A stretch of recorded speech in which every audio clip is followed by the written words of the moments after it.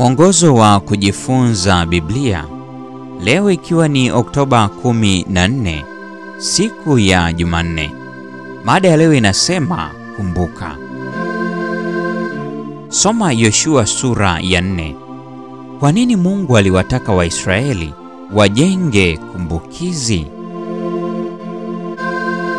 Kusudio la mawe haya ni kuwa ishara. Neno la Kiebrania ot hutumika mara kwa mara pamoja na neno ajabu, na linaweza kuwa likirejea kwenye matendo ya miujiza inayofanywa na Mungu. Tazama somo la jana. Kama vile mapigo ya Misri kutoka sura ya 7 aya 3, Kumbukumbu la Torati sura ya 4 aya 34 linaweza pia kumaanisha alama au ishara, kama ishara ya nje ya ukweli wenye kina upitao ufahamu wa kibinadamu. Kwa mfano, upinde ni ishara ya agano, Mwanzo sura ya 9, 12 na 13. Damu kwenye miimo ya linta za nyumba za Waisraeli inaitwa pia ishara, Kutoka 12 ya 13. Na jambo muhimu zaidi, Sabato ni ishara ya uumbaji na ya kuwepo kwa Mungu kunako takasa, Kutoka 31 ya 13 na 17, Ezekieli 20 ya 12. Hapa ishara inafanya kazi kama ukumbusho, ukikumbusha kila kizazi kinachofuata juu ya muujiza wa kuvuka mto. Neno ukumbusho, zikaron, linatokana na neno zakal, yaani kukumbuka, likimaanisha zaidi ya kauli ya kutendwa ya kukumbuka kitu fulani. Linamaanisha kukumbuka kunakofuatiwa na kitendo halisi. Kumbukumbu la Torati sura ya 5 aya 15, Kumbukumbu la Torati sura ya 8 aya 2. Uwekaji wa mawe ya ukumbusho katika Mwanzo sura ya 28 aya ya 18 hadi 22, na kaida zilizoleta maswali katika Kutoka 12 26 na 27, Kumbukumbu la Torati sura ya 6 20 hadi 25, lilikuwa ni jambo la kawaida nyakati za Agano la Kale.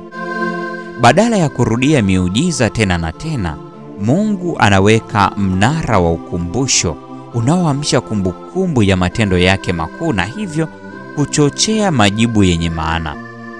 Kwa hiyo, ishara hiyo ilipasa iwe hapo milele, ikionyesha hitaji la kuendelea kudumisha muujiza huu wa Bwana kwenye kumbukumbu za watu wake bila kukoma. Swali linalotarajiwa la vizazi vilivyokuwa vije mbeleni ni swali muhimu kwa sababu limeundwa kwa namna binafsi. Ni nini maana yake mawe haya? Kila kizazi sharti kiweke ndani kabisa ya moyo na kuelewa maana ya mawe haya chenyewe, kila mmoja binafsi.